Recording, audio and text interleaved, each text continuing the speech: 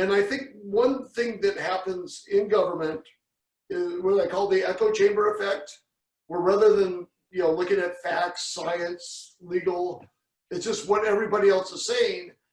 And then there's a retaliation. If you step outside and don't say what's been vetted through an echo chamber, not through due process, not through empirical science or through the court system, but just a bunch of people talking to each other in committee, you get ostracized, you get attacked. All right, welcome to the Libertarian Leadership Academy podcast. My name is Michael Pickens. I am the founder of the Libertarian Leadership Academy. I'm also former chairman of the Libertarian Party of Washington and current political director. And today we have with us a Libertarian candidate who is on track to possibly winning his election. Dan Driscoll is a Libertarian candidate in Pacific County, Washington, and he's the owner of Oysterville Sea Farms, and he is a victim of government overreach. Welcome to the show, Dan. Hi, and I'd like to phrase it differently. I don't know, I hate the word victim. Sure. But the county unlawfully tried to take my business. So the county treated me and actually called me a bank robber for establishing and running a lawful business. And they acted unlawfully and tried to take my business.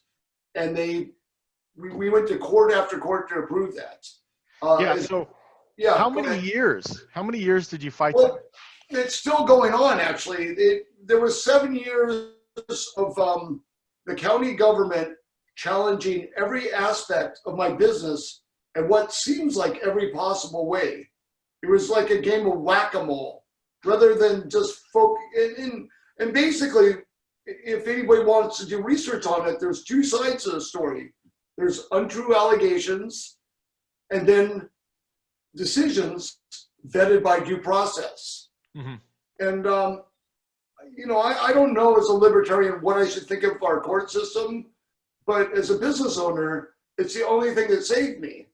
And the situation business people are in, the government will use your money against you and everyone else's money against you, and then you have to have the money to pay to fight them just to get back what you already had.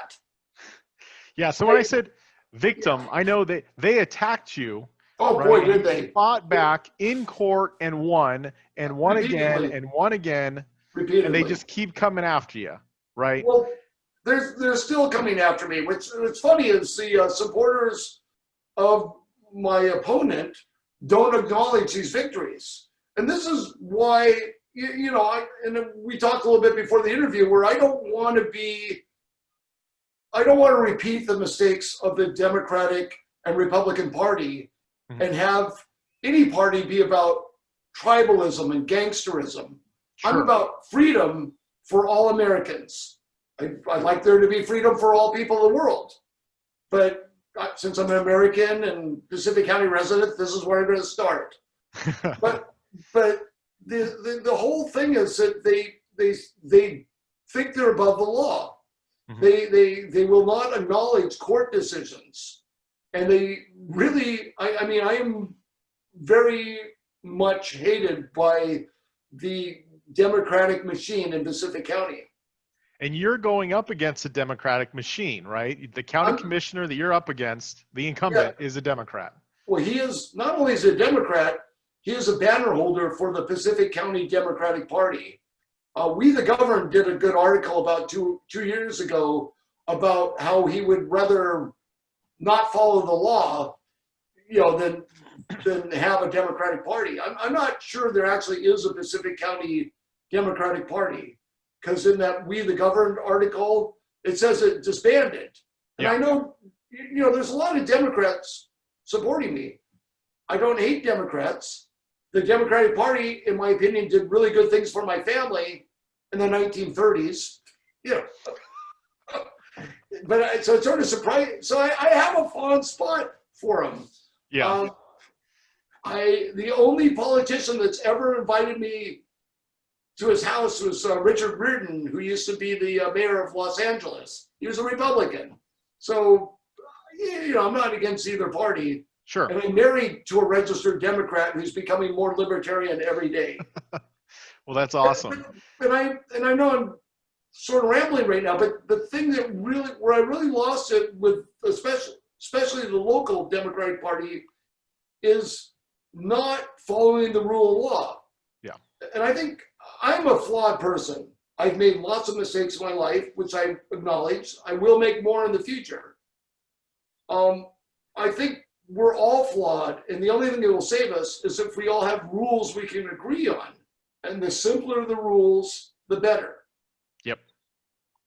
So I'm going to backtrack a little bit. Yes. The primary happened in August, and to be honest with you, you weren't on my radar. You know, there isn't very many libertarians besides Kevin Klein, who's a city council member there in Long Beach, who knew who you were before the primary, right? And I was skeptical at first, but getting to know you, helping you out on your campaign and the interactions that we've had and the interactions with your wife, Linda, you know, I gotta say, Dan, you are the real deal. Like, you are a genuine good person. That's the feeling that I get from communicating with you. And it makes total sense how you almost won the primary, because the people who voted for you obviously know you and obviously like you. And the way you were, you know, you got second place in a three-way race as a libertarian is pretty rare. Do you want to talk about that? Well, first of all, should I mention how recently I became officially a libertarian? Yeah, absolutely. Last night. So I was not a libertarian until last night. I officially joined the Libertarian Party last night. So I'd like to talk about why I filed as a libertarian. I did not plan on running. I do not have a political background. I did a little bit of work in advertising, and I worked on ad campaigns for political candidates, but I wasn't political. I filed because my opponent is not good for this community. He does not follow the rule of law. He is an old Democratic machine gangster. And it's sort of like, have you heard that saying, like, community theater, nowhere else are the stakes as small and the battles as pitched. It's sort of that way in local government. It's like there's not really a lot of gain for this bad behavior. It just, anyway, so I filed as a libertarian, and people told me it was going to cost me 5 to 10% of the vote. Mm-hmm. And I have a lot of Republicans and a lot of Democrats supporting me right now. So to be a good politician, I should not denigrate them. But also, we're Americans. I really want us all to unite under American ideals. Mm-hmm. So I don't want to fight with people in either party. Just over titles, just over, the names, right? Yeah, over names. I really am all about the candidate, but I filed as a libertarian because, first of all, it has a word liberty in it.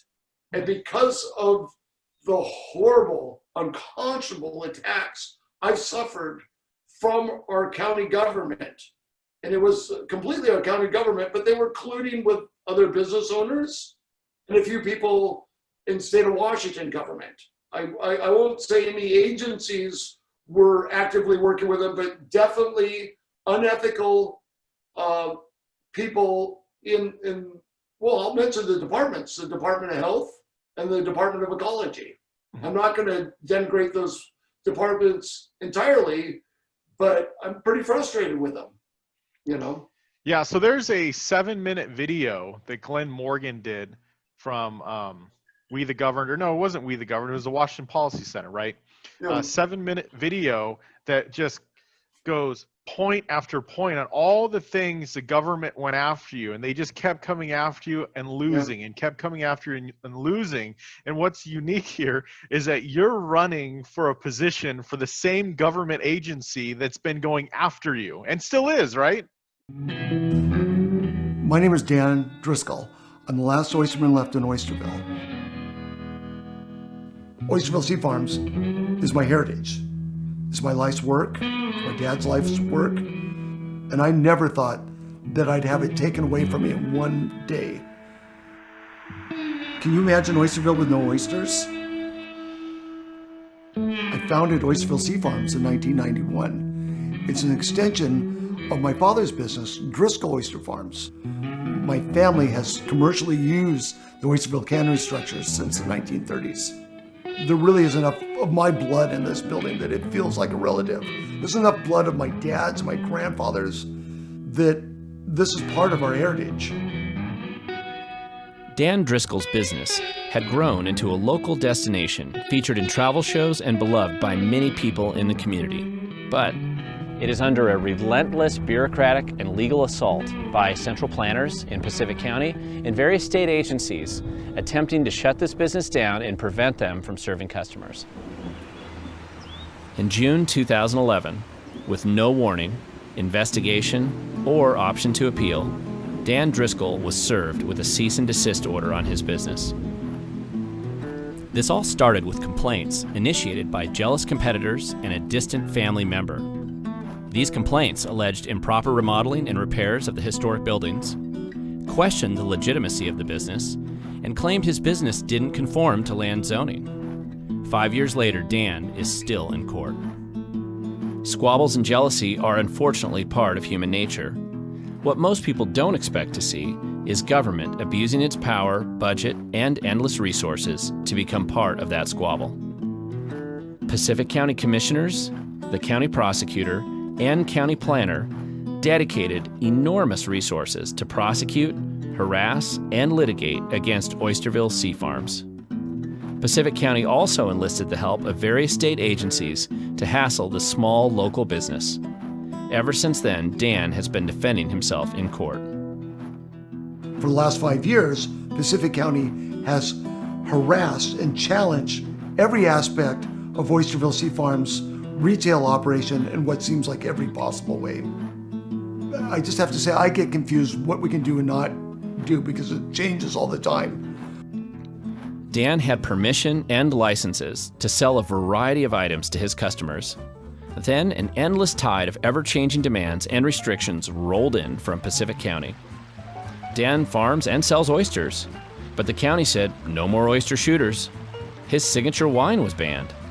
He's a seafood market, but he can't slice, portion, and weigh fish anymore. Then clam chowder was banned too. Oh, wait a second. A judge ruled he could sell wine again. Pacific County is the cranberry capital of America, but Dan was told not to sell them either. He sold groceries, but he was told not to sell bottled water or cereal. Briefly, he was harassed over souvenirs he was selling. Oh, but now he can sell bottled water again. Dan is just so fed up now, he's just going to be selling those cranberries again anyway. If you think this was ridiculous, he was told by Pacific County in order to have chairs on his deck, he needed to install a portable toilet. Then, after he installed the toilet, Pacific County ticketed him for having those chairs.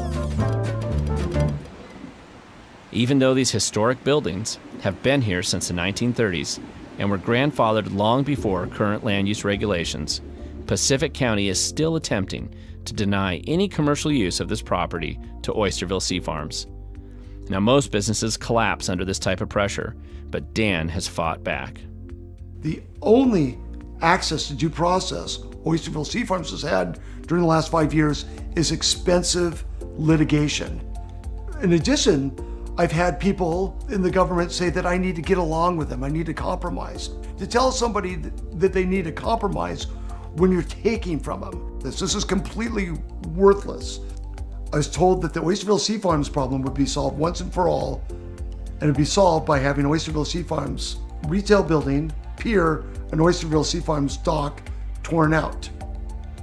When I made a public records request, Pacific County told me it'd take up to 1,500 business days to make those records available.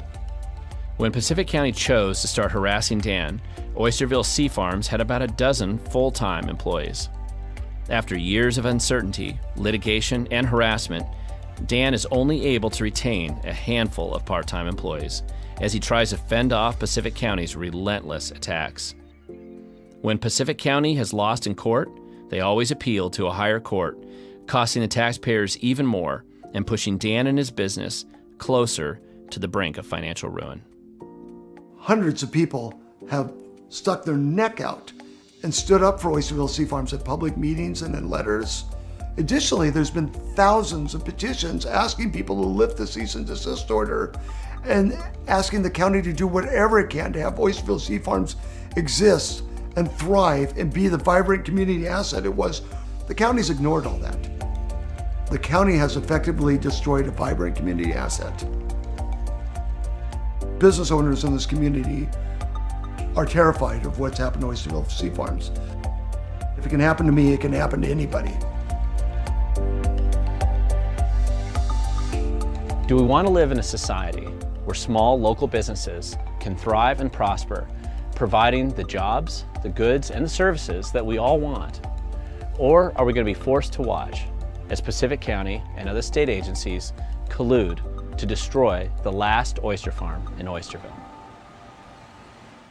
First of all, everybody listening has experienced government interference. Sure. So I've experienced government interference. I've experienced harassment and frivolous prosecution.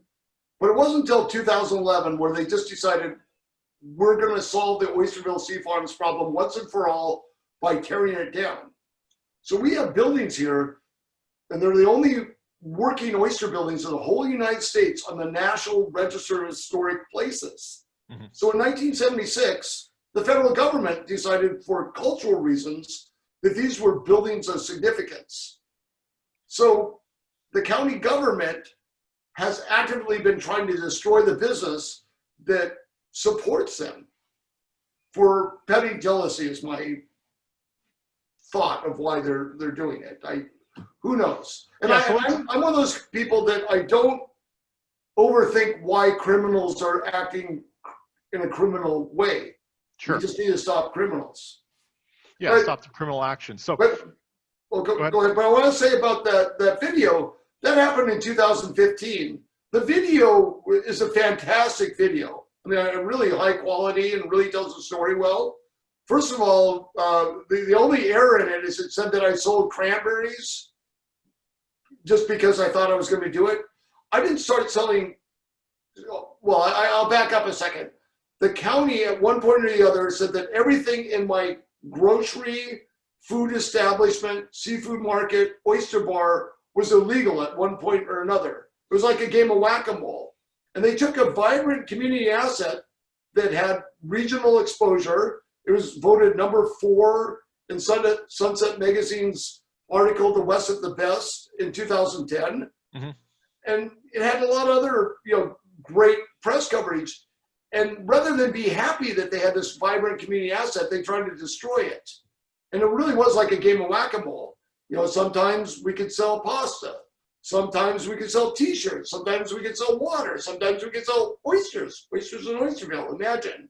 Yeah. And they really tried to go through item by item. So after that video went on, they went on for 3 more years of this constant harassment. And I am the only person in human history, to the best of my knowledge, that has received a ticket from a regulatory authority, the county government, for selling non-grandfathered items. So can you imagine if you had a typewriter store and you decided to sell Mac computers? Like, oh, that's not grandfathered. It's not a grandfathered item. I keep selling those typewriters. And of course, the other thing that the county did that's addressed in that video is they made allowed and not allowed uses for my business and my business only, and they got the idea from a competitor, and they had input from competitors on what was allowed and not allowed. They would not give me any criteria, any process. It's completely arbitrary and capricious. So they talked to your competition in other parts of the state to help write regulations for you. Oh no, they talked to my neighbor competition, my relations. And I'm sorry, but there were people I was related to that initiated this whole incident. Yeah, I know. Jeez. With family like that, who needs enemies? So they're not. Well, this is the thing. Yeah, I'd feel the same way as you. there were people who were coming after my business. And, you know, it did happen in California with me. I'm not going to go into the story, but the thing about libertarians is the ones that are active, the ones that are running for office, that are helping out candidates, that are the activists, they're the ones with the stories of how the government hurt them. Right. Victimless crimes. And I could tell, looking at your face is the same color red as the sign. And I'm assuming, you know, I called you yesterday on the phone and you were out on the water, right? Yes. You are an oyster farmer and you are active in your business. Is that correct? Right. You know, and I mean, there's blood on my hands, but the blood is my own. I try to wear gloves out there, but I get cut by the oyster shells. I work with these hands. I'm a working man. I'm a businessman. You know, and the people that regulate me cannot do one single thing I do.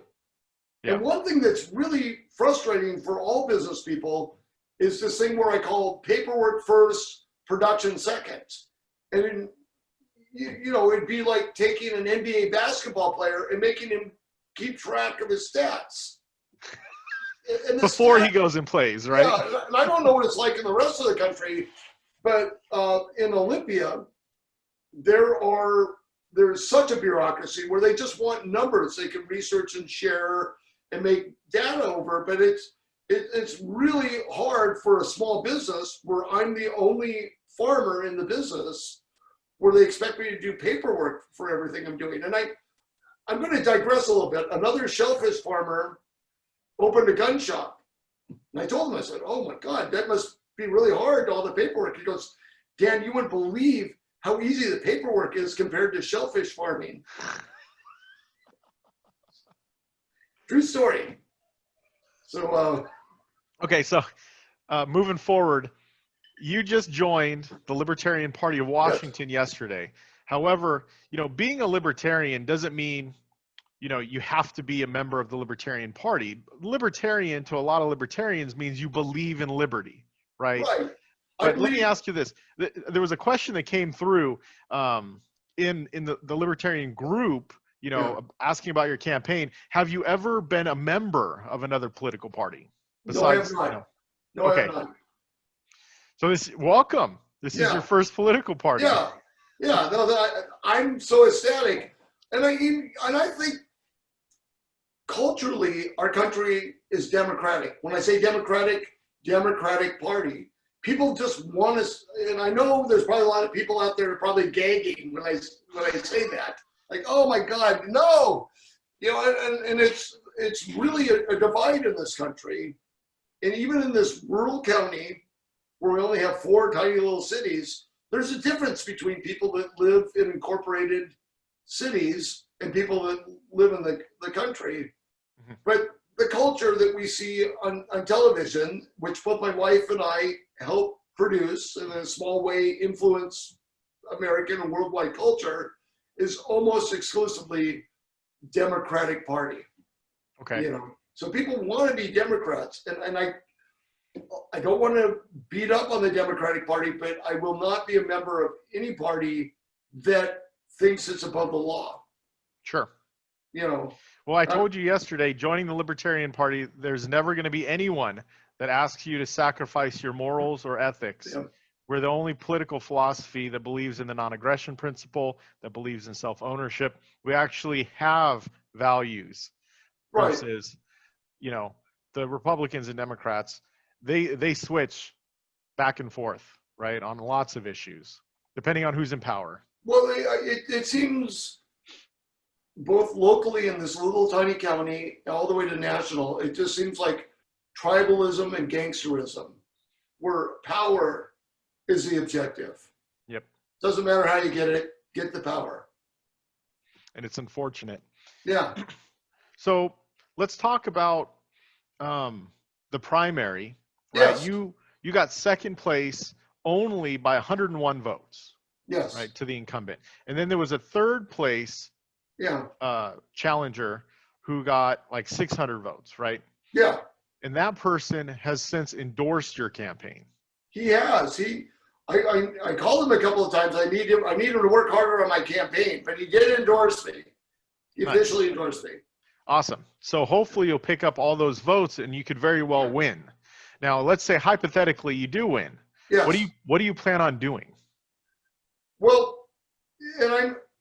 what I want to do is be a very pure commissioner. And what's very odd about me running for commissioner, I'm basically joining the enemy.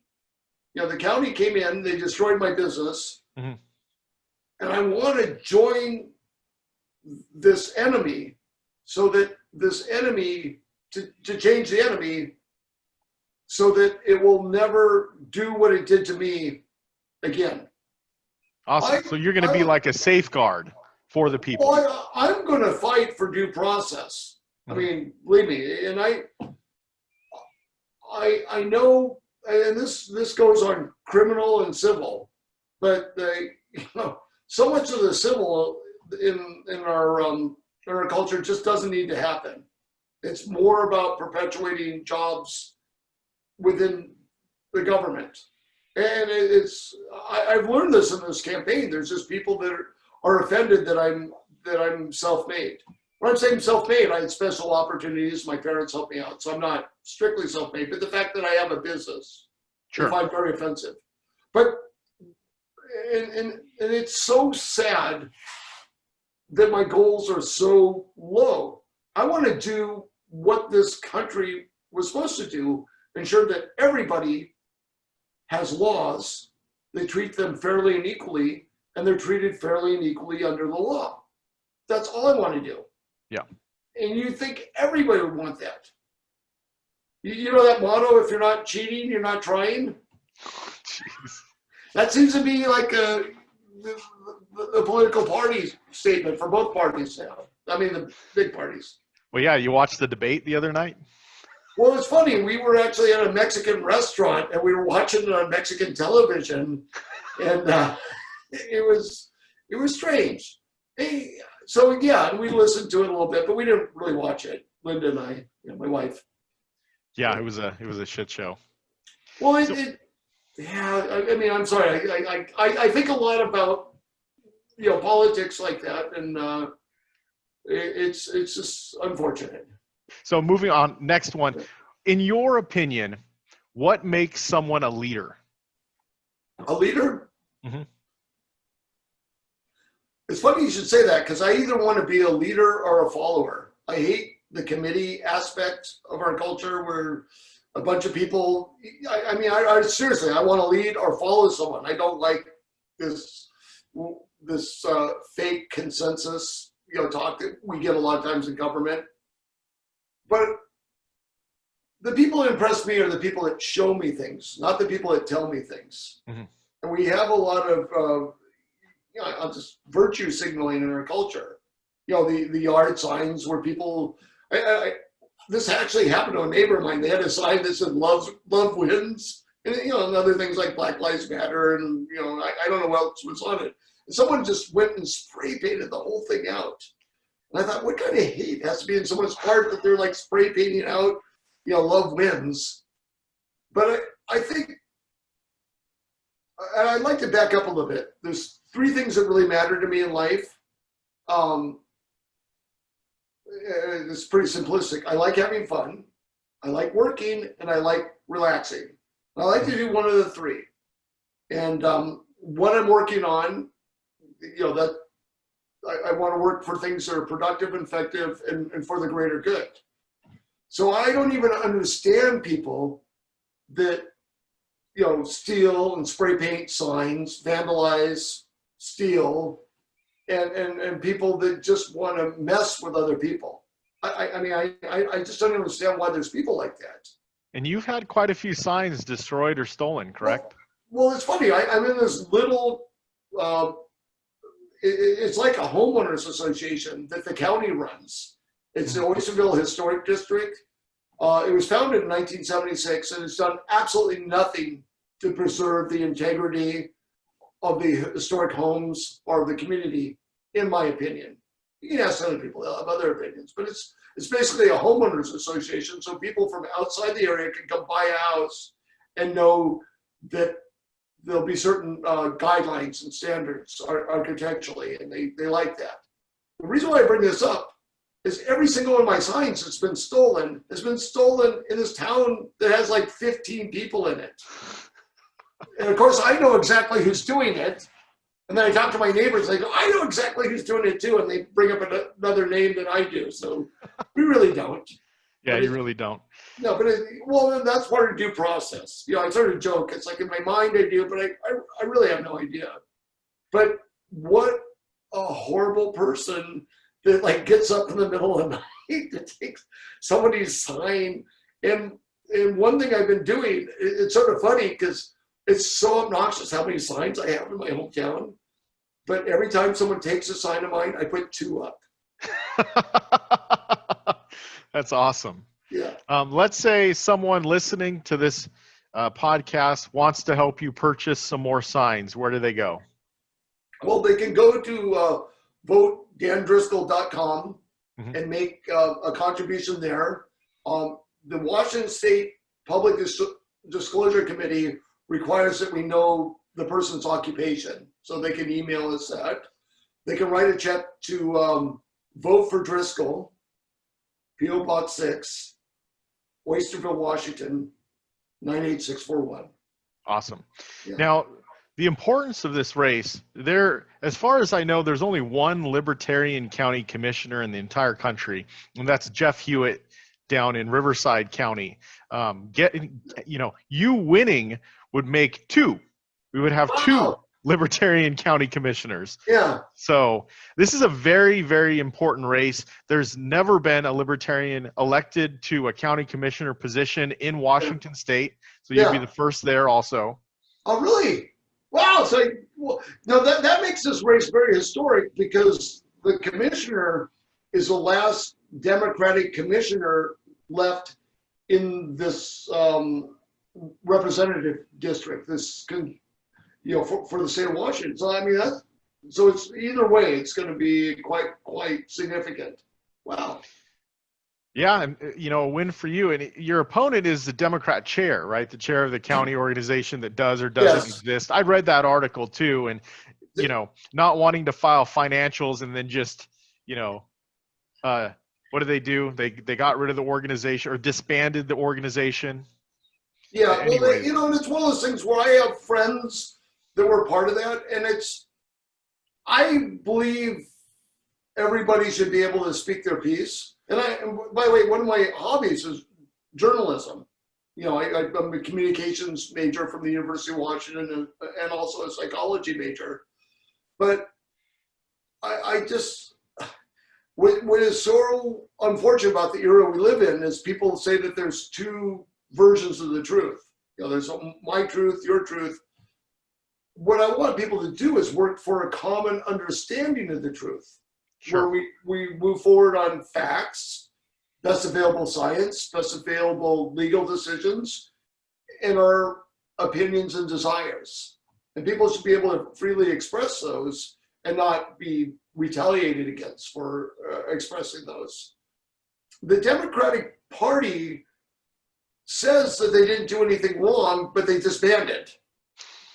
And they're really mad at Glenn Morgan. I mean, and by the way, the Republican Party's mad at Glenn Morgan, and maybe I'll be mad at Glenn Morgan because the Washington State public disclosure laws are very confusing. So I don't blame somebody for violating them once or twice, but to be systemic about it as the Pacific County Democratic Party was, but more importantly, not to own up to it and take accountability. Mm-hmm. Like I said, I'm a flawed person. I've made a lot of mistakes. I'll make more. Yeah. As long as you take responsibility for those, correct? Yeah. Well, it's part of the learning also. Yep. So one thing that's really interesting is I talked about the theft of my signs. The Democratic Party, a former commissioner, and the Pacific County Democratic Club both made complaints about my signs. And I think they've never seen a libertarian sign before. So they just assumed it was illegal. It's not. But again, that is a frivolous complaint. And this is what I've had to deal with my whole existence in this county, where I have a wonderful thing that people love. And rather than embrace it, try to make it part of the fabric of our community, there's very powerful, very motivated people that have done everything they can to take it and destroy it. And they want to destroy it the way a bully wants to kick over a sandcastle. They don't want the sandcastle for their own or to improve it. They just want to destroy it because it isn't theirs. Yeah, and that's unfortunate. You can actually see how that kind of thinking has changed our county compared to the two counties that it's adjacent to. I mean, this is a very poor, very backward county in a lot of ways. Yeah, that mentality is going on all across the country. Look at all the riots. Instead of building something for themselves, they try to burn everything down, which doesn't help anyone. Well, the thing is that, and I'm not talking about you, but me and other people can get impassioned and think, blanket. We're just gonna burn things down. We're gonna graffiti things. We're gonna fight with people. I'm not condoning that in any way, but this is where law enforcement comes in. Property, people. Of course, a good person would say people, property. Yeah. But all of it needs to be protected under the same laws. We have no right to, smash in someone's headlight because you don't like the way they're driving, or vandalize. So I actually posted this on my Facebook page this spring, and it was in Santa Monica, California. Like a month after they were arresting people for surfing, there were people looting the stores and leaving with surfboards. Yeah. And do you mind if I talk about one local issue here? Go for it. So what's really funny about running for county commissioner, you learn about issues that you don't think, you just would never think of. And one of the big issues where I live in my district is a lot of people hate fireworks. They just hate them. And I actually had purity tests when people call me up, are you going to ban fireworks? I go, no. They go, well, I'm not voting for you, which is fine. But you can't ban fireworks in our county because we have a reservation here. There'll always be fireworks on the reservation. But the reason why I bring this up is a friend of mine who has a view of downtown Los Angeles, posted a video of what LA looked like over the 4th of July. I've never seen so many fireworks. Fireworks are banned in LA. And there's what I call sort of the nanny pitchfork crowd that wants to regulate everything. Yeah. And whether or not things need to be regulated, that's debatable. But they have to be enforced. And when you have this pick and choose, we're going to enforce this, and we're not going to enforce that, that's lawlessness. To me, it's tyranny. Yeah, so you just get rid of the bad laws, the laws where it criminalizes peaceful people. Yeah. Right. And then the good laws are the ones where it protects persons, property, and natural rights. Right. So, well, I think, I'm old enough that I played sports before everyone got a participation trophy. Yeah. And actually I did get one participation trophy in junior high. I don't even remember playing any games, but I was on the junior high soccer team for a Seattle public school. Mm-hmm. And I got, so I was ahead of my time on that. But the reason why I bring it up is I think people have self-image problems right now where people just don't feel good about themselves and what they're doing. And because of that, they want to find purity tests and virtue signaling where they can feel really good about what, the way they're lecturing other people.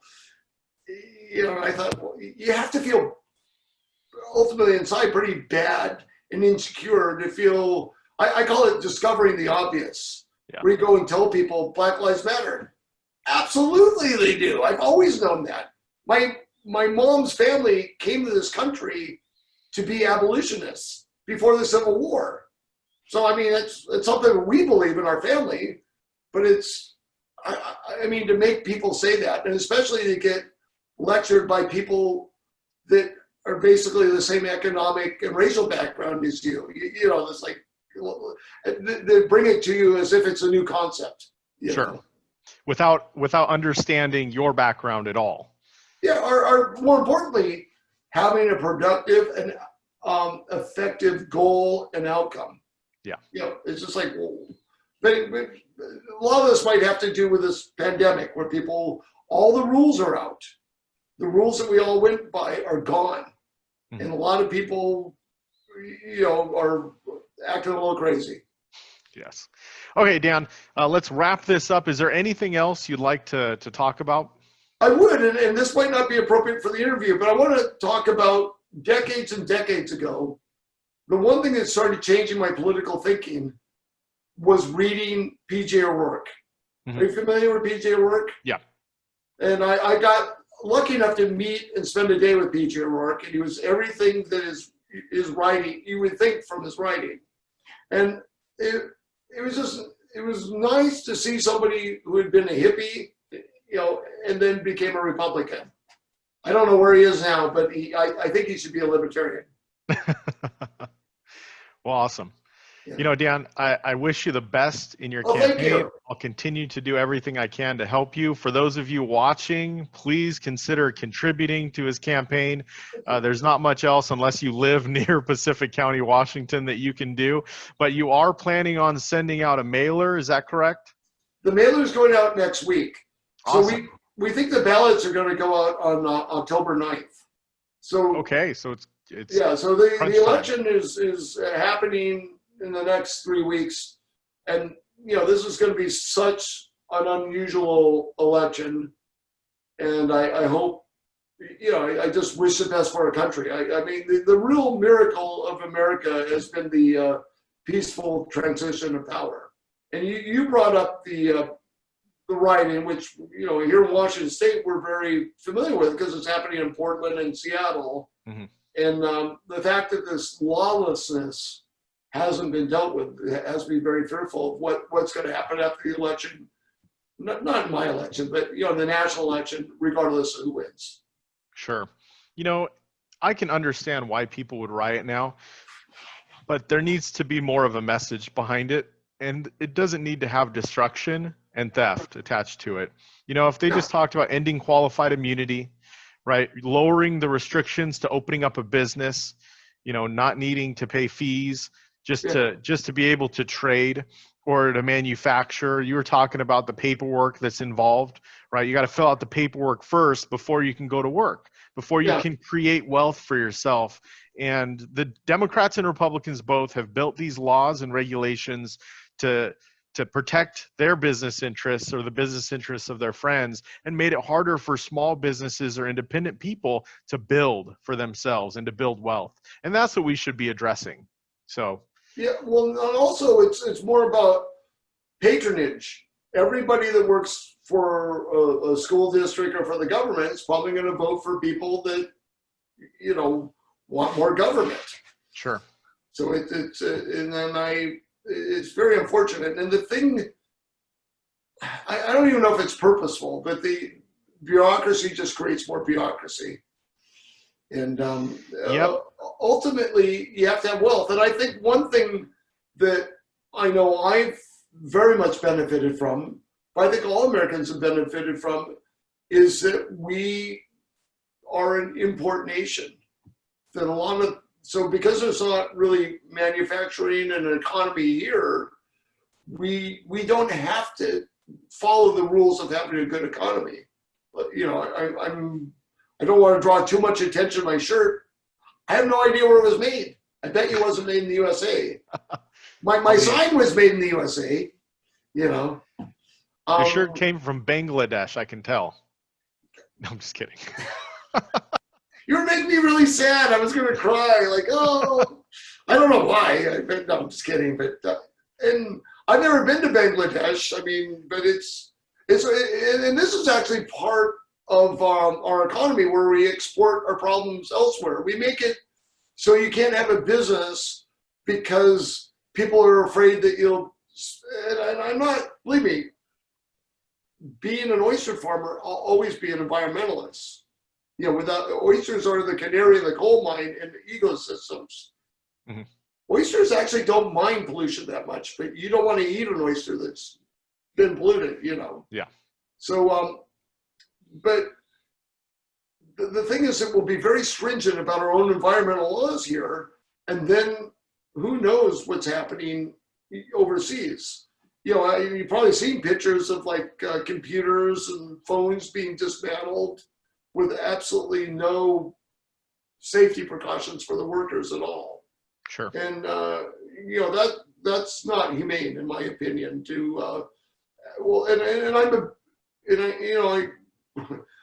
Around a campfire, I'll talk to anybody about any religion and any spirituality, but the basic rule for me is the golden rule: do unto others as you want to have them do unto you.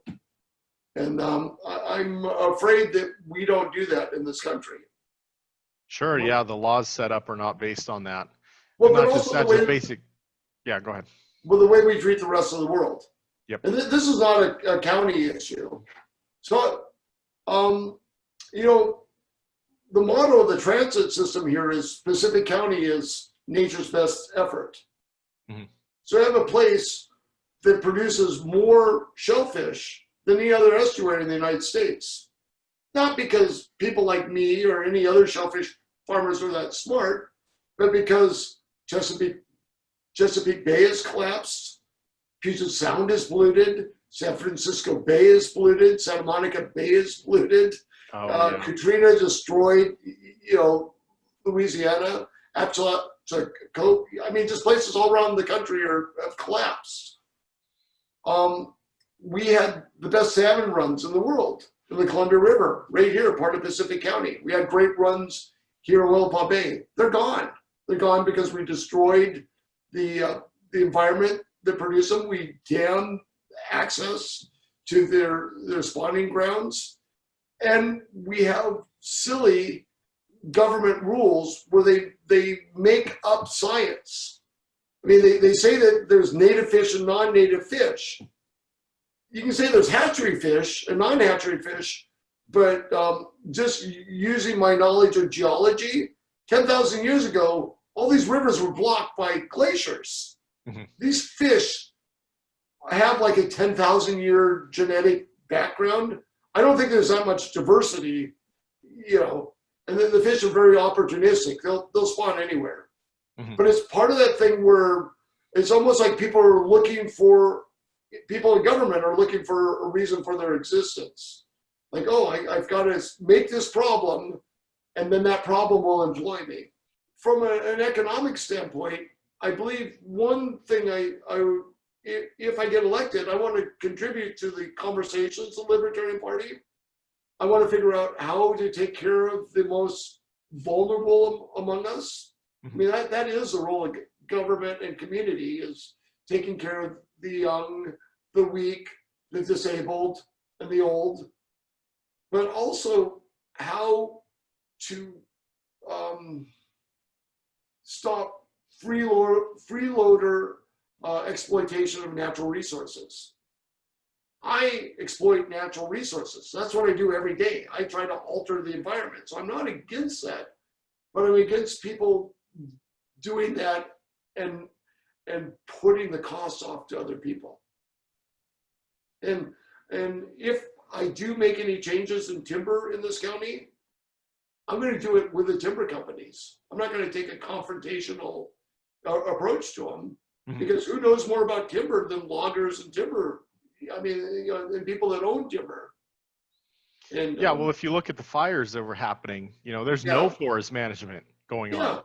They've stopped any type of clearing out of the forests, even cleaning out of the forests, grazing to where. Yeah. And the pollution, okay, so California doesn't want to have any gas cars. That can be good or bad, but the 10 years of pollution might happen in 1 year of forest fires. Yeah. So it's like, you want to keep an eye on the big picture. And I think one thing that happens in government is what I call the echo chamber effect, where rather than, looking at facts, science, legal, it's just what everybody else is saying. And then there's the retaliation. If you step outside and don't say what's been vetted through an echo chamber, not through due process, not through empirical science or through the court system, but just a bunch of people talking to each other in committee, you get ostracized, you get attacked. And that's probably why first of all, I'm ignorant about the forest management. I've heard that forest management caused these forest fires. Sounds plausible to me. But part of what sounds plausible, I've been in these meetings where people just repeat what they've been told and pretend it's science. Sure. Science only occurs through empirical science. What happens in the room I'm in can happen in the room you're in. And it's not in any room in the world. It's magic. I have magic things that are going to happen in the cannery on my way home, but the difference between magic is my magic isn't going to be your magic or someone else's magic, And I'm getting a little bit off subject. I live in a ghost town, so that's why I bring up magic.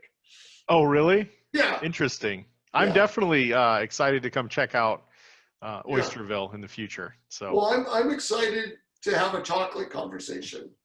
My 3 favorite foods are champagne, chocolate, and oysters. Oh, fantastic. Yeah. Yeah, we'll have to send some your way. Oh. My wife makes herbal infused chocolate truffles. So, yeah, they're amazing. She's been selling a lot of them. She just got her website up, and now she's overloaded with orders. So she sells them at farmers markets. Well, one thing I read, it had to do with Turnkey Businesses, but a book I read, it said the author said, "Show me a small business, and I'll show you a business that had heartbreak." And in his opinion, all businesses are meant to be big. That's a challenge. At one point, you're looking for customers, then you get customers, and then you have to match the production.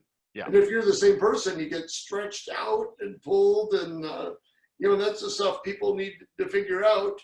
And it would be nice to have government be a partner in that rather than coming in and trying to have authority over people that are actually producing and creating, Well, it's going to be interesting to see what happens here because of COVID and all the businesses shutting down.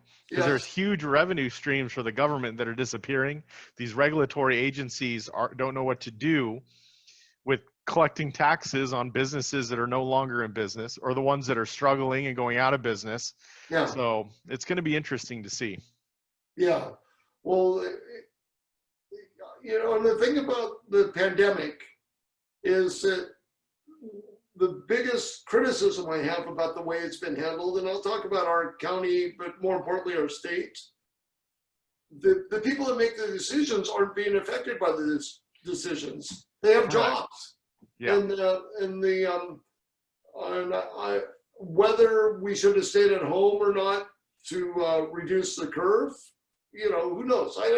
And I'm not going to be critical of anything anybody did in regards to this pandemic, when it started, because it was an expected thing, but it was a new thing for people of our generation. Sure. But the thing that's most frustrating to me is it's sort of like it's a way of life now. Yeah. And we keep treating it like it's something new. It's a way of life, and we have to work with this new way of life. And people can make their own personal decisions on whether they want to take risks or not. But to have people that have good jobs, good insurance, job security, making decisions for everybody else is just wrong, in my opinion. Absolutely. I like the scientists in Sweden where there was no shutdown, no mask mandate, nothing like that. And their curve is done. There's no second wave. They've had, 0 deaths back in July. Well, the thing I don't know about COVID is if you get COVID, you can get it again. Can you get it again and again and again? I bring this up for Sweden. So imagine that they've worked through it. Can you and I go over there? They're like, oh no, you can't come over here because we don't want COVID. And it's like, I don't know that because it's, a year ago I didn't know what COVID was. So Sure. Yeah. So, I listen to Adam Carolla as often as I can. Mhm. And he's in LA County, and he says it's just nuts the way they have them locked down there. He's actually flown to Texas twice to get a haircut. I'm not surprised. Yeah, but it's so it seems like control. When we hear people say like, well, this will be over after the election, like what an odd, benchmark or whatever, milepost. After the election, it'll be over. It's like, really? Well, it seems like a very partisan issue because all the blue states are shut down very harshly, and the red states aren't really shut down at all. Florida just opened back up completely. Yeah. Well, one thing from a tactical standpoint, I'm not sure. I mean, were they afraid that the West Coast states were going to turn red, or I didn't think there was any chance of it myself. Well, there's more chance of it now than before. Well, yeah. I mean, what happened in Portland and Seattle is in LA, Minneapolis, and other places. It's just certain rules for certain people is tyranny. Yep. And I agree. And I don't know about that, but because I'm in mostly a retirement community here, people want rules for everything. Sure. It's like, okay, well, who's going to enforce that? And I haven't talked to the sheriff, but my campaign manager is a former sheriff. Mm-hmm. So to have a firework ban in this small community, he said it would be about $50,000 extra, for one day. Yeah. So it's like, okay, we banned it. Now who's going to enforce it? Yeah. And from a prosecutor standpoint, you have to actually see someone lighting a match, to the fuse. So. Yeah, and that's not going to happen. The police will show up after the fact, way after the fact, and everyone's going to say, "Wasn't me." Well, prove it. Then they could try to browbeat people, but then people will be drunk and obnoxious, and it'll be horrible. But this is part of why I'm not advocating any particular religion, or religion at all, but just some form of ethics that we all, buy into. Well, the golden rule is a very good position. Yeah.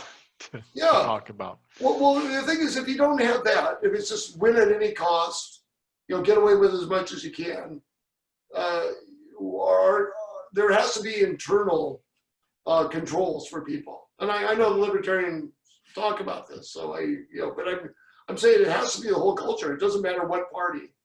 Yep. And this whole thing where, it's not your fault. It's unfortunate because, government-run education doesn't teach kids about self-ownership, and they don't teach kids about non-aggression because they want the kids to be obedient and they need the authority over the kids. Oh, yeah. And if they teach the kids that they own themselves, well, that empowers them, and then the authorities lose power. And that's not what they want. That's not what the system wants. Well, that's the basis of the attacks on me right now. I built a business without any assistance, and rather than be happy, the government was furious at me, and that's why they've been trying to destroy the business. And they tried for 7 years to find this business guilty of something. Yeah. And one of my mottos is, once you step outside the law, you're no longer protected by it. So that, while I was building the business, I did everything I could to comply with the law. I worked with the regulatory authorities, and they had full knowledge of my business as it was slowly, surely being built in a very public way. So yesterday, a former county commissioner just went after me. He attacked my character. He lied about me. He said that I attacked my opponent, which is untrue. But I mean, he made lie after lie. But the funniest lie he made he said that I made frivolous public record requests. And he said that I made a public record request where I requested records all, since Christ was born. So here's the thing, I never have. So it's almost like they don't have any facts to work with. So they make stuff up, which they repeat to each other in the echo chamber, and then they just come up with something like that. Yeah. So, and you can confirm, and everybody can confirm that I did not make that request by making a public records request to the county government and say, I want any requests where Dan Driscoll made requests for documents going back to the time of Christ. And the answer you'll get is no responsive documents. Yeah. But it becomes cyclical because they lie. People make public record requests and then they complain about this, even though it's a situation they created. Yeah. And the reason why I bring this former commissioner up, he is a retired high school principal. So he's used to spending public money and having authority over teachers, students, and just being authority for authority's sake, not having due process. Sure. Yeah, it's whatever he says because he is the authority figure. Yeah. So and unfortunately, he's proven himself to be a despicable liar. Yeah. And I don't know if that's good as a politician for me to say that about someone I might represent soon, but well, the best revenge is success. So yeah. Yes. I've been saying that my whole life. Keep campaigning hard. I want you to win your election. When I come visit, I want to come visit the newly elected commissioner of Pacific County, Dan Driscoll. Dan, thank you so much for coming on the show, and thank you for running. Oh, thank you. Well, and thank you for being a libertarian. And getting back to why I filed as a libertarian, I have so many people that tell me they're a libertarian, but they don't do a damn thing about it. So I was told I was going to lose 5 to 10% of the vote by filing as a libertarian. It just shows you how wishy-washy where I live is. There was a file as an independent, don't pick a side. I said, I want to stand for something. Because if you don't stand for something, you don't stand for anything. Yep. So it brought us together. I think I'm really happy about that. So again, votedandriscoll.com. Donate if you can. If you can't, all good. Yeah. But thank you so much, Dan, and I wish you the best. Okay, thank you, Michael.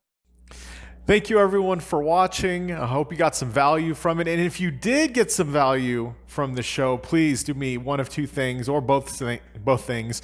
Share this with other libertarians that you know. Hopefully, they'll run for office too. The second thing is to make a small monthly contribution on our Patreon or purchase a product from our online supplement and CBD store, North Spokane Apothecary.com. Discount code Liberty for 20% off. So if you're currently taking any CBD products, check out what we have to offer, save some money, and support a libertarian-owned business. And always remember, code is Liberty for 20% off, and liberty is the absence of outside control or oppression over our lives as long as we don't infringe on the person, property, or natural rights of another. Thank you all for what you do, and we will see you next week.